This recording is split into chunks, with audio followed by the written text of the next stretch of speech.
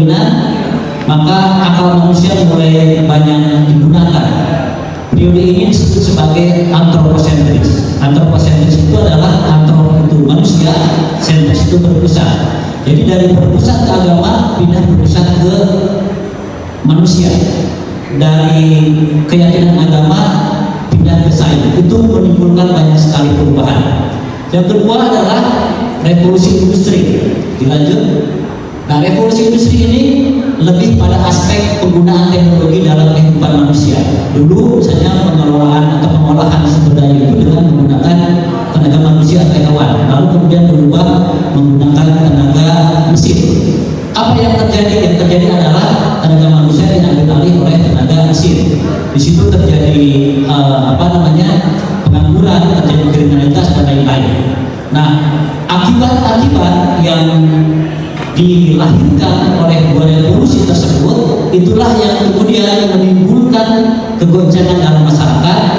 Dan dalam proses perubahan yang luar biasa tersebut ada beberapa ilmuwan yang kemudian mencoba memahami, mencoba mencarikan solusi di antara perubahan tersebut, dan itulah yang kemudian disebut sebagai sosiologi. Dilanjut. Nah, di antara perubahan yang tadi diceritakan, saya yakin teman-teman sudah belajar di teori studi klasik tentang perubahan ini dan tokoh-tokoh ini.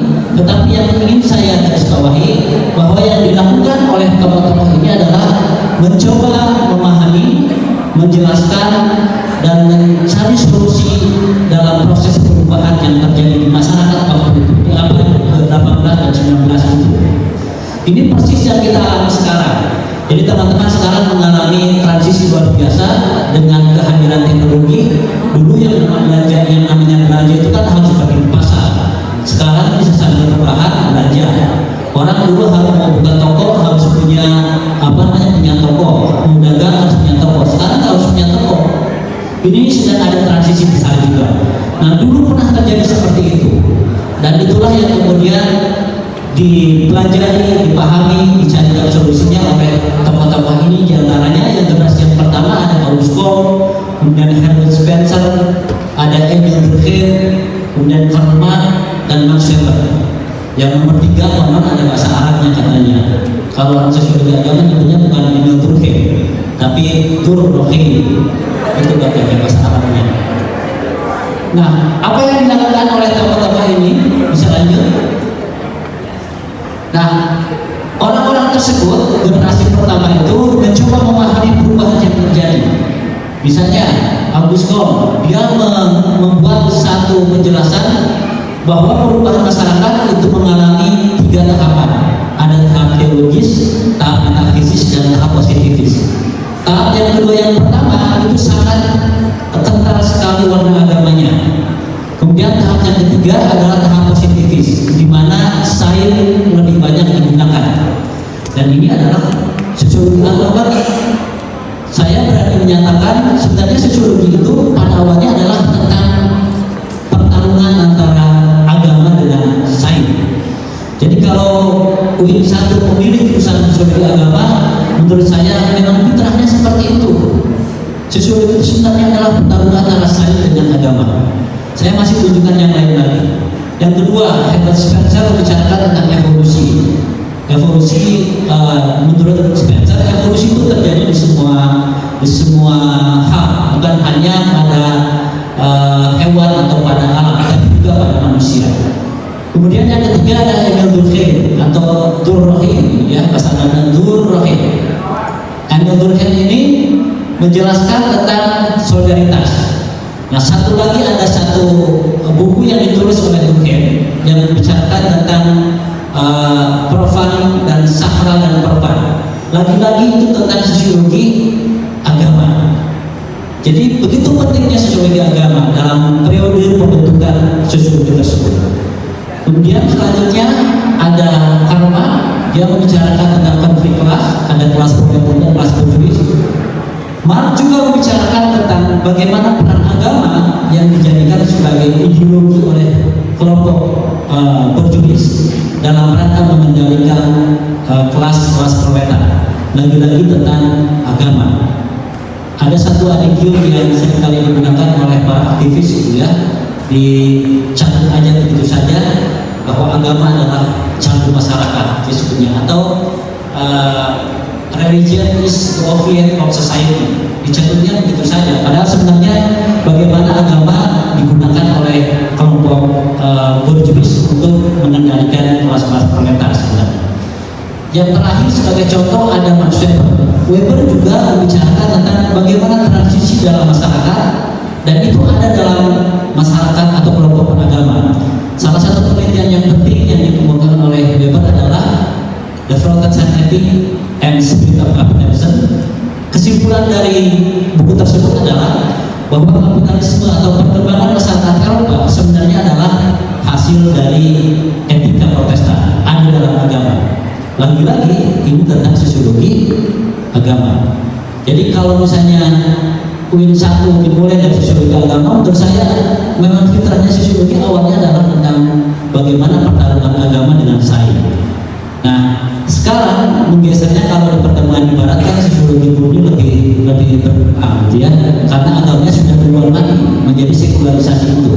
Tapi kalau di Indonesia, apa sih yang tidak tersentuh oleh agama? Ekonomi. Dulu ada fakultas ekonomi, sekarang ditambah ekonomi syariah. Bank, dulu bank konvensional, sekarang jadi bank syariah.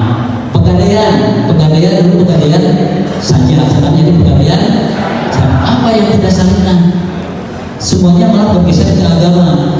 Jadi ini ngomporin aja supaya berpikir lagi, jadi nggak ya pindah ke sosiologi. Baik, dilanjutkan. Nah, jadi pertanyaannya adalah apa sih sebenarnya sosiologi? Nah, dalam pandangan saya, sosiologi itu adalah cara para ilmuwan memahami dan menjelaskan perubahan yang ada dalam masyarakat. Jadi kita melihat bagaimana Durkheim, bagaimana Weber, bagaimana Marx menjelaskan perubahan yang sedang terjadi. Dan kita sekarang sedang berada dalam perubahan yang sangat luar biasa sekali. Dalam revolusi, yang revolusi tersebut bukan revolusi fisik, ya, dalam artian perang dan lain-lain, tetapi perubahan itu sedang kita rasakan betul-betul. Kemarin kan kita mendengar rame-rame ketika ini di Jakarta, Tanah Abang tiba-tiba sepi, tutup. Katanya orang pindah jualannya di TikTok Shop, gitu ya. Ini perubahan besar. Ini perubahan besar. Dan itu membutuhkan keahlian sosiologi tadi. Cuma memang bagaimana seseorang bisa menjelaskan perubahan tersebut membutuhkan keahlian sosiologi tadi. Bahwa perubahan itu kan tidak kelihatan, tetapi sebenarnya kita sedang berada dalam sebuah revolusi besar. Banyak sekali profesi-profesi dulu yang jadi favorit, sekarang tidak ada. Mungkin seangkatan saya, Mas Jahid atau ketua koordinator prodi dan ibu-ibu dosen, dulu yang namanya kuliah di akuntansi ekonomi itu keren banget. Kenapa? Karena akan kerja di bank.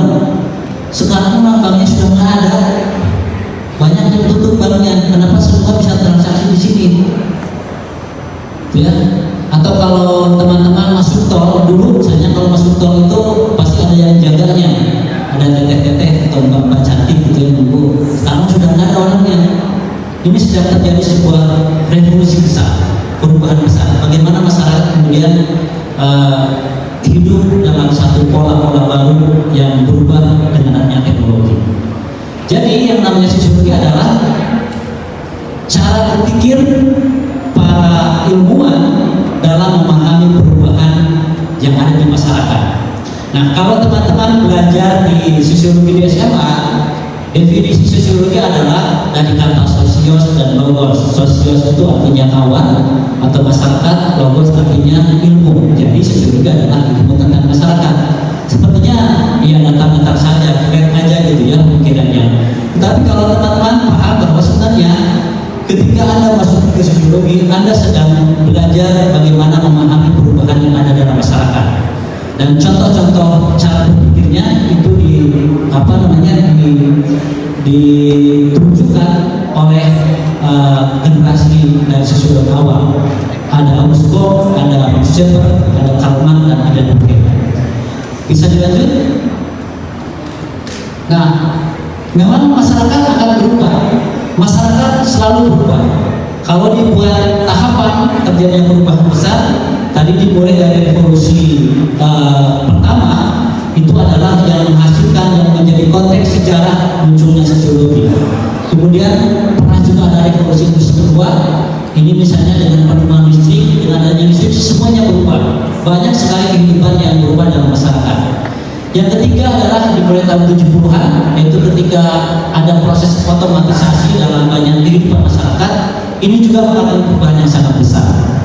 Dan yang sekarang sangat akrab dengan telinga kita adalah yang disebut dengan revolusi 4.0. Jadi revolusi yang sekarang sedang kita laksanakan adalah dengan adanya penggunaan teknologi yang sangat luar biasa, penggunaan internet dalam kehidupan kita, dan itu merubah struktur kehidupan masyarakat. Kita tidak pernah membayangkan dulu misalnya bisa menyelenggarakan sebuah perkuliahan tanpa ketemu dalam satu ruangan. Dulu yang namanya kuliah atau belajar harus liko, harus ketemu dengan ustaz, gitu ya. Harus liko dengan kiai, belajar, kiai punya murid. Sekarang banyak orang yang belajar agama tanpa liko dengan ustaz, tanpa pesantren. Dia cukup klik, buka YouTube, belajar, paham agama. Tidak ada hubungan ustaz dengan santrinya, tetapi dia bisa belajar agama. Ini satu perubahan yang sangat besar yang itu terjadi pada periode yang keempat, atau 4.0. Nah, perubahan inilah sebenarnya yang nanti menjadi lahan bagi teman-teman yang belajar sosiologi. Lanjutkan.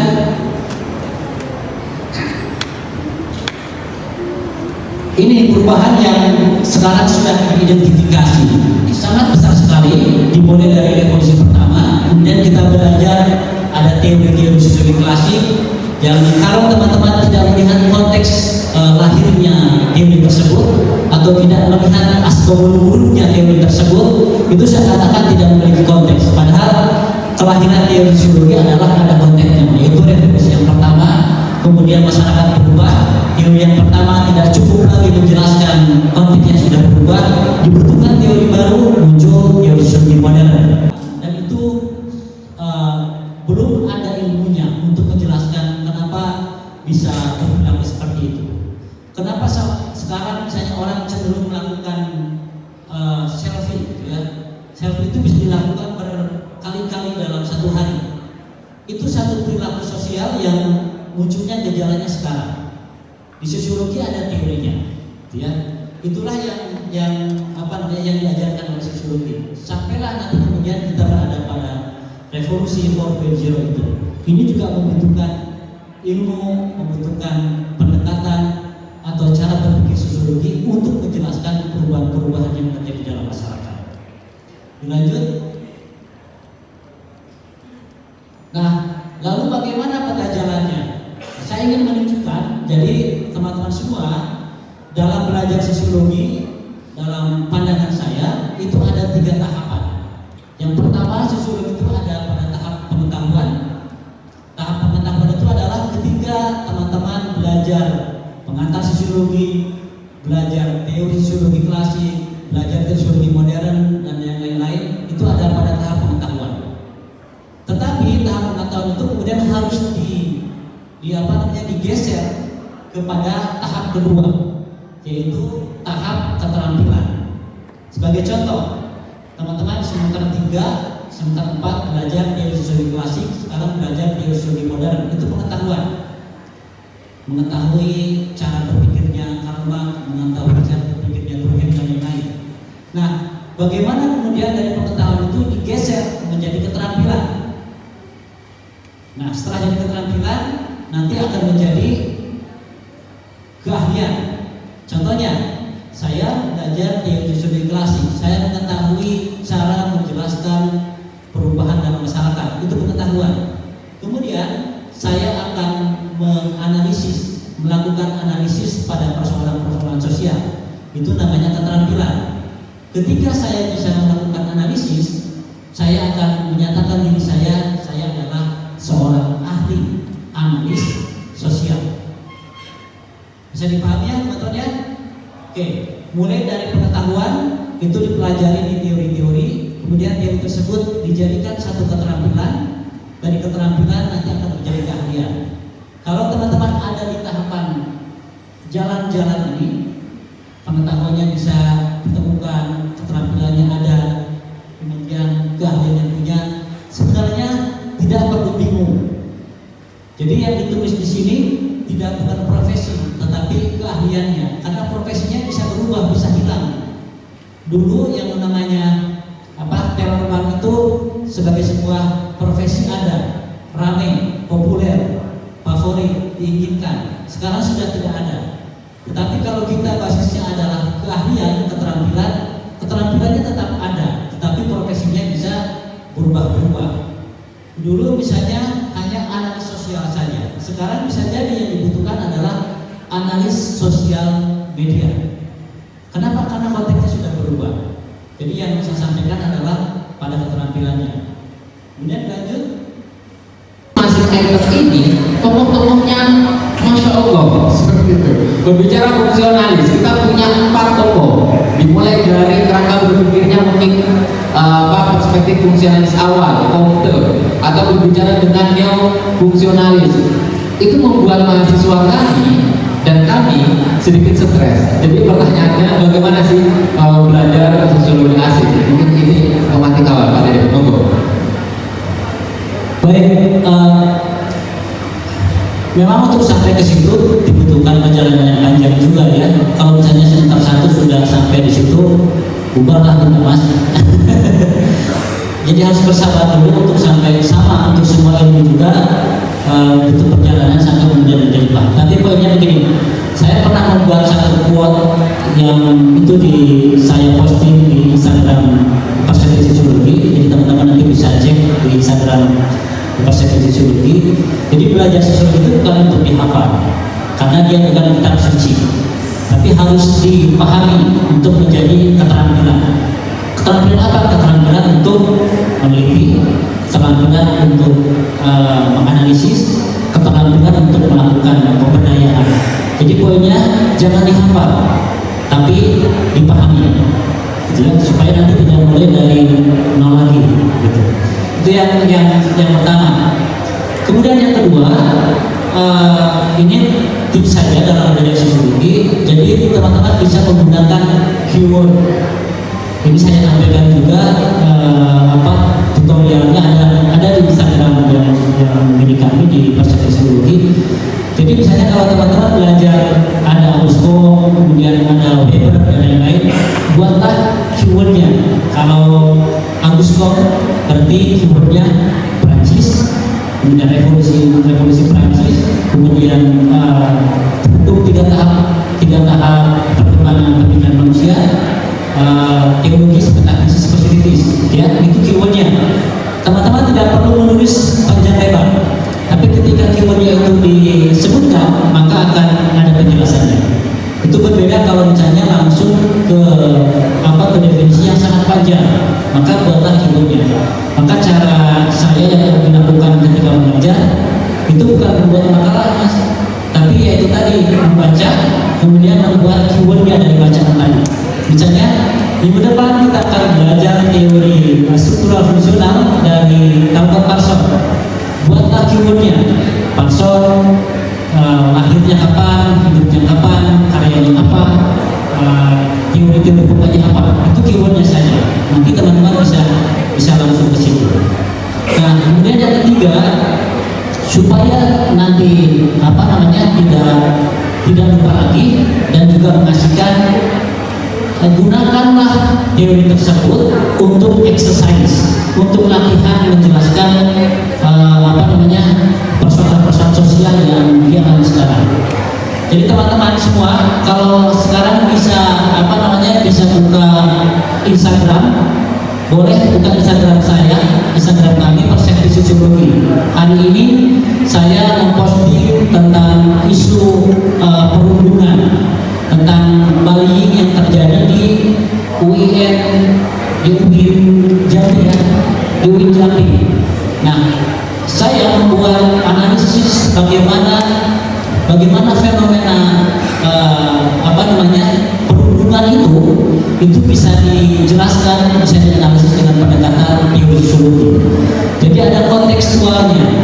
selalu teori yang kita pelajari itu bisa digunakan untuk kebutuhan sekarang.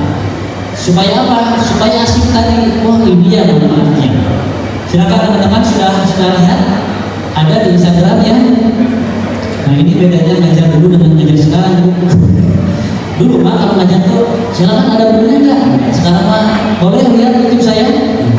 Saya bahkan Mas Jahit tugas mahasiswa itu kalau dia tidak membaca buku sebelum masuk kelas dia harus membaca atau harus mendengar minimal akun YouTube saya. Jadi misalnya satu pertemuan membahas tentang teori fungsionalisme struktural, mahasiswa harus membaca, harus menonton itu. Suruh baca susah mas. Sekarang suruh nonton. Kalau itu terlalu panjang, saya buatkan Instagram. Hari ini, jadi setiap pagi itu saya mengapprove konten yang didesain oleh tim, kemudian dikirim ke saya untuk dia approve. Oke, ini bagus, temanya menarik. Begitu. Jadi pertanyaan Mas Jahit tadi, caranya yang pertama adalah mempelajari sosiologi bukan dihafal, karena dia bukan kitab suci, bukan Quran, tapi dipahami. Yang kedua adalah buat kata kunci, keyword supaya nanti lebih mudah ingat. Yang ketiga, jadikan teori tersebut untuk exercise, untuk latihan menjelaskan persoalan sosial. Itu tipsnya. Oke, terima kasih Pak Dede. Oke, ada pertanyaan dari teman-teman mahasiswa atau dosen yang hadir pada hari ini? Ada? Pegawai yang tersesat boleh, Terutama yang tersesat biar berada di jalan yang benar. Monggo. Daripada nanti di kelas teori sosiologi modern,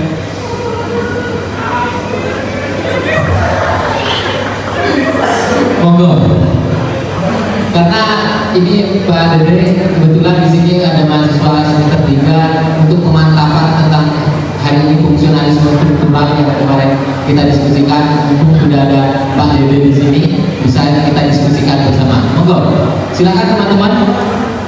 Ada? Oke, satu lagi yang perempuan.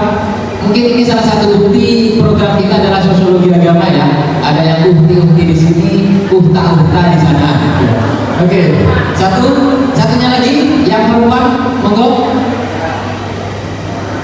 Oke. Silakan Mas, maju ke depan.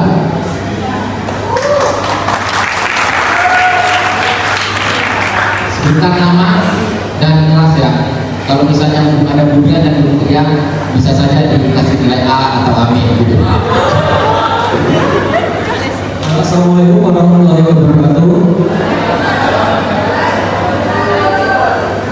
Perkenalkan, nama saya Muhammad Firdaus dari SA 1B. Di sini yang ingin saya tanyakan mungkin berkaitan dengan tema semester ini, yaitu eksistensi sosiologi di masa depan. Mungkin dengan tadi di awal dengan adanya mahasiswa yang jadikan sosiologi dari pilihan kedua atau ketiga, mungkin karena beberapa aspek pekerja ataupun yang lain. Terus cara kita mempopulerkan eksistensi sosiologi di masa depan, terutama di saat ini ya, itu di era 5.0, agar tidak kalah dengan keilmuan yang lain, itu seperti apa Pak? Terima kasih. Sekian dari saya. Wassalamualaikum warahmatullahi wabarakatuh. Satu nih, Mbak, siapa tadi?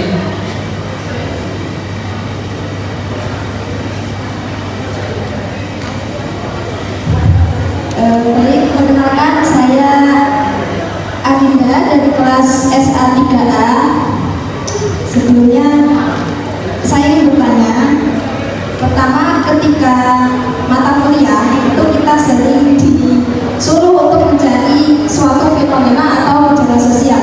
Namun kita seringkali bingung bagaimana cara menghubungkan fenomena tersebut terhadap teori sosiologi yang akan dipakai. Jadi bagaimana tips atau kiat-kiat untuk menghubungkan fenomena tersebut terhadap teori yang akan kita pakai? Kan seringkali kita bingung apa yang ingin dianalisis terlebih dahulu untuk menentukan teori yang mau kita pakai. Yang kedua, saya pernah baca bahwa program studi yang akan booming di beberapa tahun ke depan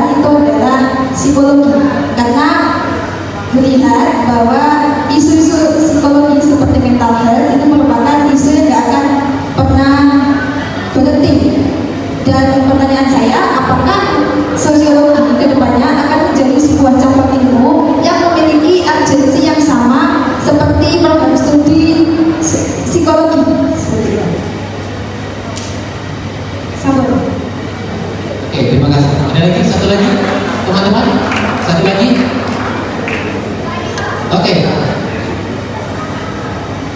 Ini yang semester 3 tadi curhat ya. Sambil tugas curhat di sini. Monggo. Bismillahirrahmanirrahim. Assalamualaikum warahmatullahi wabarakatuh.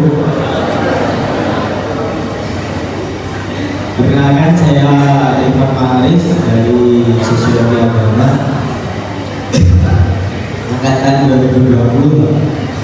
Sebelumnya terima kasih kepada Bang Gede Syarif atas penjelasannya tadi mengulas kembali terkait dari sosiologi klasik, sejarah dan sampai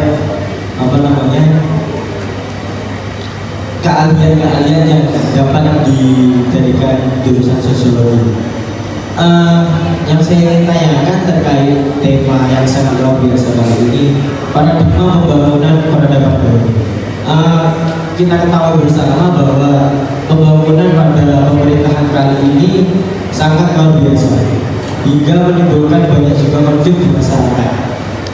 Ketika kita kaitkan pada eksistensi sosiologi sendiri, bagaimana kita mengamati masyarakat dari problem-problemnya, bagaimana kita bisa menyajikan solusi-solusi seperti itu.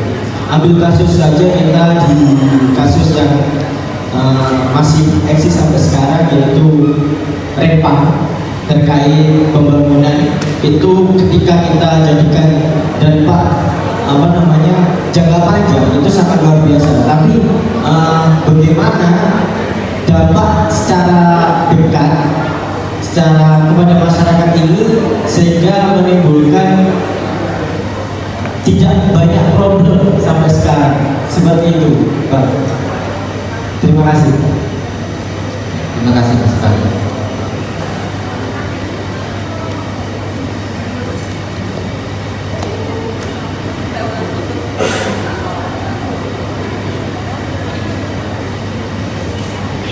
Baik, mungkin ini perwakilan dari masing-masing angkatan. Kak Dede, yang pertama angkatan pertama semester 1, semester 3 dan semester akhir. Monggo Kak Dede. Baik, terima kasih teman-teman sudah bertanya. Yang pertama terkait bagaimana mempopulerkan sosiologi. Nah, bagaimana supaya populer? Salah satunya adalah di kita harus menggunakan teknologi aplikasi-aplikasi yang juga populer. Nah, salah satu usaha saya kenapa misalnya punya akun media sosial adalah dalam rangka mempopulerkan sosiologi. Kenapa ini penting? Sekali lagi karena ini nanti akan membuka mata masyarakat, baik masyarakat secara umum maupun secara struktural ada di pemangku kebijakan, bahwa sosiologi itu bisa berkontribusi untuk menyelesaikan banyak masalah sosial. Nah, teman-teman, kalau dilihat paradigma pembangunan yang sekarang, memang itu sangat teknokratis, sangat cenderung pada pendekatan-pendekatan yang ekonomi sentris, kemudian teknokratis, gitu ya, dan seringkali mengabaikan problem-problem sosial. Kalau misalnya dulu waktu Orde Baru itu kan orientasinya adalah pada developmentalism, ya, pada pembangunan, dan tidak pernah dipikirkan bagaimana misalnya efek atau dampak-dampak yang diakibatkan dari pembangunan tersebut. Salah satunya apa? Karena tidak ada pendekatan sosial science, diantaranya tidak ada pendekatan sosiologi. Ada satu riset yang sering kami dijadikan contoh bagaimana pentingnya pendekatan sosiologi atau sosial dalam melakukan pembangunan. Di Yogyakarta, satu kabupaten namanya Gunung Kidul, ada pernah satu program pemerintah yaitu membuat program MCK-isasi, jadi menggunakan atau mengalihkan kebiasaan masyarakat dalam ketika mau buang air, gitu ya. Nah, dibuatlah namanya program MCK. Nah, oleh pemerintah kemudian disubsidi, dibangun itu MCK-nya banyak di Gunung Kidul itu. Selesai dibangun, ternyata MCK-nya nggak dipakai. Mubazirkan tuh dana pembangunan mubazir. Ternyata setelah analisis cara membuat MCK-nya itu tidak sesuai dengan karakter budaya yang ada di masyarakat tersebut, sehingga apa namanya bangunan tersebut tidak digunakan. Salah satunya bertentangan dengan misalnya MCK-nya menghadap ke kiblat. Nah itu kan nggak mau. Nah pandangan itu adalah pandangannya yang diberikan oleh pendekatan sosiologi, termasuk sekarang.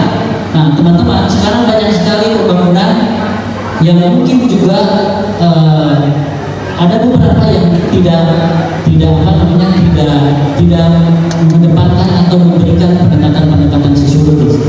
Di tempat kami di Bandung ya, saya kebetulan tinggal di Bandung dan mungkin hanya 2 kilo jalan rumah saya ke stasiun kereta cepat.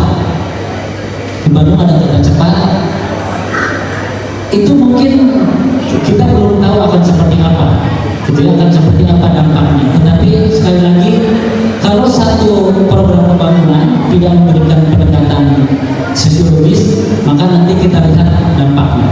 Dan sering begini teman-teman, pembangunan teknologi itu lebih dulu berkembang, baru kemudian aspek sosialnya.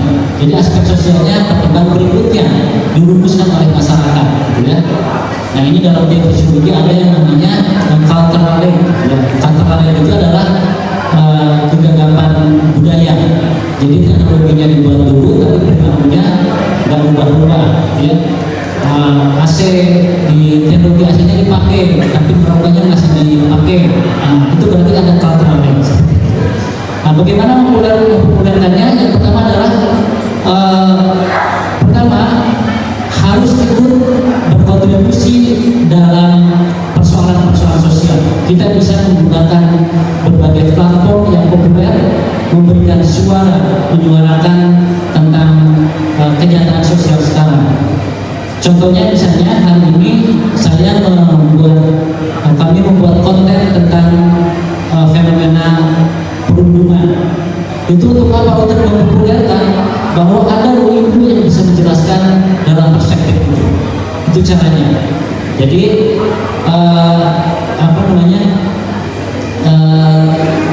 masukilah ruang-ruang teknologi, ruang-ruang sosial di mana akan mudah diakses oleh siapa saja, mudah diakses oleh pemerintah, dan nanti akan memberikan solusi pada kehidupan masyarakat. Itu mempopulerkannya. Kemudian pertanyaan kedua, bagaimana tips menggunakan teori sosiologi untuk bisa menjelaskan fenomena sosial? Yang pertama adalah memahami dulu teorinya dipahami. Kemudian kalau jadi teori itu kan seperti ini, teori itu seperti perspektif. Makanya kemudian kami menamakannya perspektif sosiologi. Perspektif itu seperti kacamata, seperti ini. Jadi bagaimana Anda bisa menjelaskan fenomena kalau Anda punya kacamata? Ya, nah, Anda bisa menjelaskan, gitu ya. Itu caranya. Nah, beda kalau hanya sekedar memakai tapi tidak memahaminya. Jadi poin pertama adalah memahaminya. Kemudian yang kedua, kalau pertanyaannya yang mana dulu? Nah, sebenarnya dalam teori sosiologi itu bisa dikelompokkan menjadi 2 atau 3 ya, kecenderungan teori sosiologi itu. Yang pertama, ada teori-teori yang fokus analisisnya pada aspek yang bersifat luas, yang disebut sebagai makro. Ada teori-teori sosiologi makro. Misalnya, teman-teman belajar teorinya Durkheim. Durkheim itu menjelaskannya levelnya makro, masyarakat, kelompok, gitu ya, aturan sosial, fakta sosial, itu hal-hal yang bersifat luas, makro. Ada teori-teori yang sifatnya mikro, yaitu pada tindakan individu. Di TSK teman-teman belajar teorinya Weber. Weber menjelaskan tentang rasionalitas, tindakan sosial. Itu mikro. Ada juga yang ketiga yang berkembang sekarang, yaitu yang menjembatani antara yang mikro dengan yang makro, atau bridging between dualism.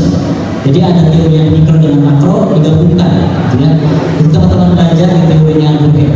Nah, tipsnya adalah pertama memahami, yang kedua dilihat masalah sosialnya, apakah masalah sosial yang dilihatnya mau makrokah atau mikrokah, gitu ya. Kemudian yang ketiga nanti harus dilatih kepekaan dalam imajinasi sosiologis. Imajinasi sosiologis itu adalah bagaimana cara berpikir secara sosiologis. Ini nanti teman-teman dipelajari dalam teori sosiologi modern di teorinya Brightman, yaitu tentang sociological imagination. Jadi dengan ketiga hal tadi nanti bisa dengan refleks mudah menjelaskan fenomena sosial dengan pendekatan teoritis. Nanti kan arahnya ke seperti analis. Kalau sekarang lagi ramai analis politik, ya political analis itu kan ditanya, bagaimana menurut Bapak koalisi itu? Bagaimana para analis itu bisa menjelaskan dengan sangat mudah? Karena mereka memahami teorinya, bisa menjelaskan. Sama, saya bisa teman-teman bisa nanya ke saya, Pak bisa nggak jelasin kasus ini? Nah, saya akan menggunakan beberapa teori yang sudah saya pahami. Begitu, itu tipsnya. Kemudian yang kedua, pertanyaan dari penanya kedua, apakah nanti psikologi akan menjadi ilmu yang unik? Dalam pandangan saya, boomingnya psikologi juga terkait dengan popularitas di media sosial. Kedua ilmu atau sosiologi dengan psikologi sudah lama ada, tetapi tidak terlalu banyak orang yang mau terjun dalam platform-platform yang populer, sehingga popularitas satu ilmu atau cara pandang itu kalah. Teman-teman bisa lihat akun-akun media sosial, YouTube, Instagram, kemudian web, lebih banyak yang psikologi dibanding yang sosiologi. Yang sosiologi mungkin ada beberapa, diantaranya yang saya kelola.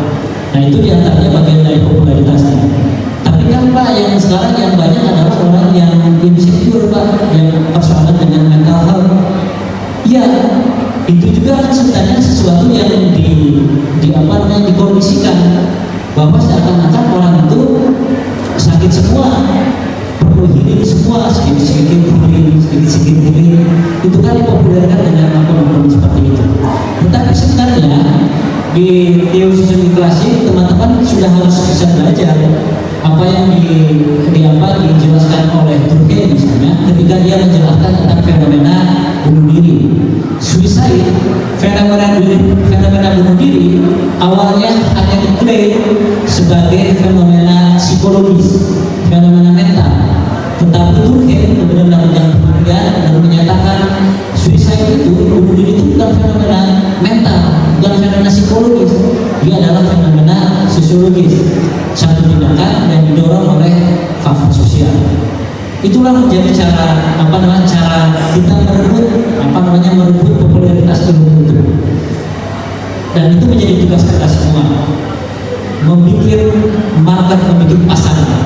Tetapi ada perbedaan ketika perspektif atau pendekatan psikologi dengan sosiologi menghadapi persoalan yang ada di masyarakat.